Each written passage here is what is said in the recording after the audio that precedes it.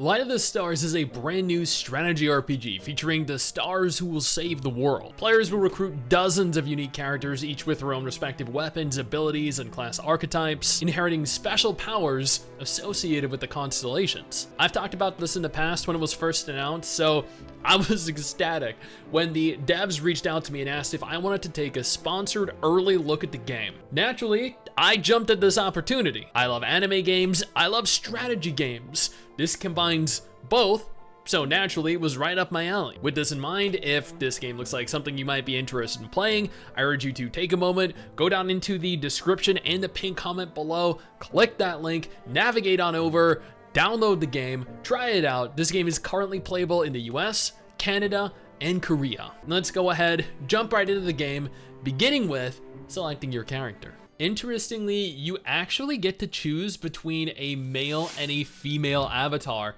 They both look really good. Although you guys know me, I'm gonna have to opt for the female here because she just looks better. After selecting your character, after completing the tutorial, you gain access to your own private ship. Here you'll be able to interact with all the different characters that you recruit, all the different story characters. The game has quite the extensive narrative, progressed through up to 19 current chapters, each with several missions. I've currently cleared all the way through chapter 7.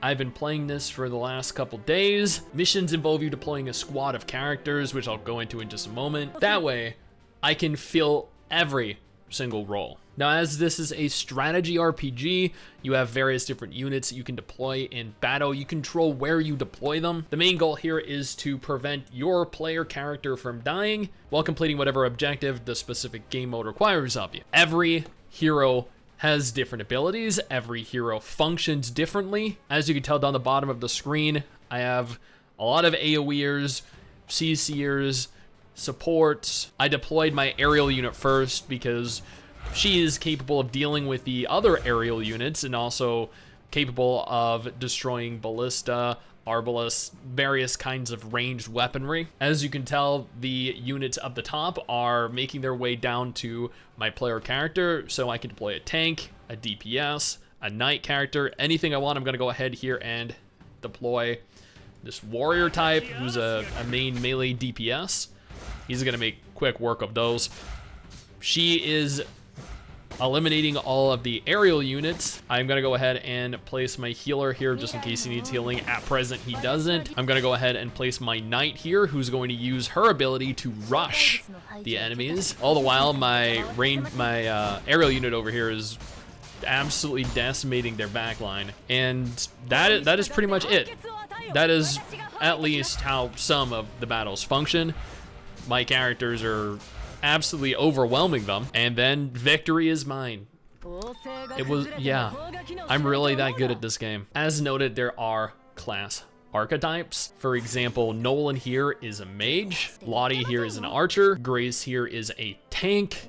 Each fill their own respective role. Every character has their own unique abilities, basic attacks, ultimate skills, talents, additional talents as you proceed to awaken the characters. Awakening characters boost their base stats, making them stronger. After awakening them twice, you unlock your second talent. Interestingly, the level of customization goes beyond just skills and talents. You also have the ability to link various different characters together. Linking characters further boosts their stats. As you can tell, linking Evelyn with Ophi gives you 2001 additional HP. Linking Evelyn with Diana gives you FD increase by 12%. So mixing and matching, making sure different characters synergize with one another is integral to your overall success. Additionally, you possess the ability to not only look at your character's info, their background, listen to their voice, but you can also give them presents, increasing your affinity with them. I have just enough gifts to get Lottie to affinity level 3. I'm actually very curious what happens. I see this icon over to the left here. It says I unlock it when I get to the next level. Not only does raising the affinity oh my god, what is that? Is that like an alternate outfit for her? Oh my god, holy. All right, yeah, sure, okay. Yeah, so evidently increasing the, I'm assuming, so different characters have this thing at the top called the Vow of Stars. That must be when you unlock the character's respective outfit, which is great given all the hot waifus are the ones that have access to this. And that makes sense because, I mean, why would you want any other characters? An additional way to make characters stronger, units stronger, is to equip tarot cards onto them. These essentially function like gear. Each piece has their own unique set effect. Like this one as an example, not only does it give you physical and magical attack, but if you equip 4, it gives you an increase by 15%. You can reinforce them to make them more powerful. There are 4 options when summoning your heroes right now: the Fulfillment of Fate, Unending Samsara, the Revelation of Stars, and the Pickup Summon. Now, interestingly enough, the Unending Samsara says that you can repeatedly summon the heroes until you meet the hero you want, which means this game actually possesses the option for infinite re-rolling until you obtain the SSR character that you were aiming for. This is a feature that I wish more games implemented. We're gonna go ahead here and attempt to pull for a tank character.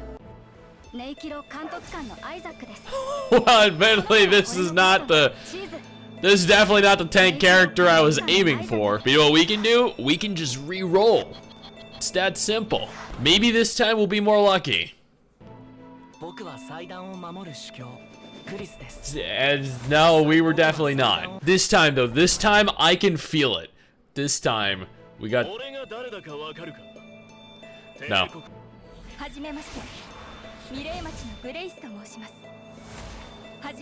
Okay, there we go. We got her. We got Grace. This is the tank character that I wanted. Not only is she one of the best looking characters in the game, but she's also the tank character. It only took 36 rerolls, and I could do it all infinitely until I obtained her. Outside of the Unending Samsara, you do have a pity of 70, which means that an SSR hero is guaranteed after 70 pulls. I do have a few pulls though that I can do, so I'm just gonna do that and see if I get lucky and get any other SSR heroes. I did. I got Lottie. Nice. When going into battle, you have the ability of equipping glimmers. These provide a lot of different beneficial effects. The 2 I have are Scorpius and Capricornus. 25% of commander's HP to the target. Slows down all enemies within the AoE by 70% for 8 seconds. These are abilities essentially that you can use in battle. You can also level these up as well. There's a guild feature present, but I didn't join one. I didn't really feel the need to at the time, but this will allow for you to communicate with other players. As you're the commander of your ship, there are a plethora of different things you can do with it. As you progress through the game, you'll gain the ability to level the ship up. This will allow for you to acquire additional resources. This will also allow you to access the Tales feature. This will teach you more about the different characters in the game. You can also talk to various different characters that you've recruited. You can dispatch various units on missions to obtain all different kinds of resources. Upgrade your deck, which increases your offensive and defensive capabilities. Outside of the chapters and the missions, there are various different game modes. There's the arena. The arena pits 2 different players against one another and of course their respective teams. As you can tell, I'm really not having that much difficulty with this, but that's because I'm just really awesome at this game. There is the Lightless Land. This is an interesting game mode because it functions kind of like a tower defense, where essentially there are numerous waves of monsters whose singular goal is to make it to your player character over on the left and destroy you. That's their singular purpose. Your goal, to prevent them from doing that by deploying your units here and trying to stop them. There are no obstacles from what I've seen. It's as simple as surviving every single wave. Now, this does get progressively more difficult. You can find yourself at times becoming fairly overwhelmed because I actually didn't have a healer for the first 2 days of playing the game, which meant that I took an egregious amount of damage and I just couldn't really recover from it. After obtaining a support character that provided me the ability to heal, it got much easier. There's the Radicchio. This is a game mode where you essentially go up against behemoth-like boss monsters. There are 3 different lanes, the left, the middle, the right. Your goal here is to defeat the boss, to clear the lanes, all the while attempting to not die yourself.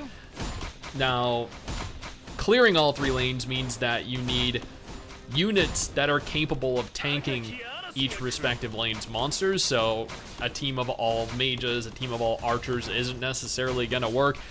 As you can see, my current team is kind of getting wrecked on both the left and the right.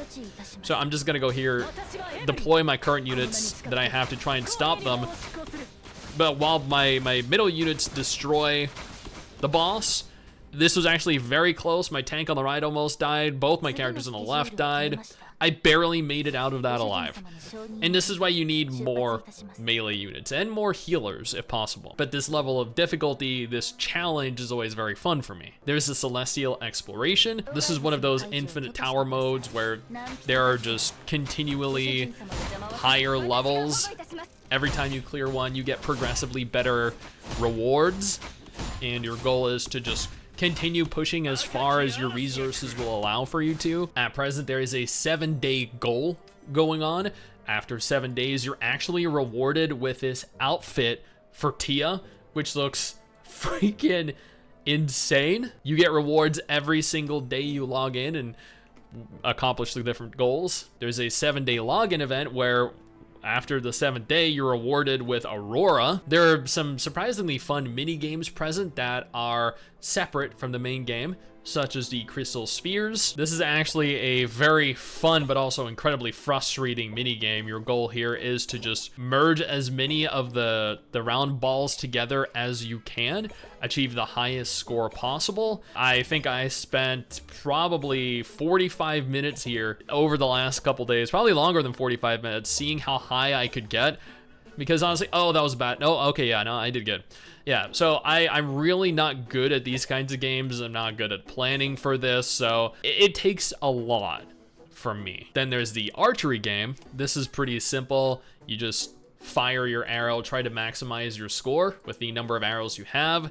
Your goal here is to attempt to make sure you don't cross over and accidentally hit any of the arrows that you've already shot while maximizing your points, hitting the targets on, well, I missed that, hitting the targets on the, see, this doesn't seem too hard.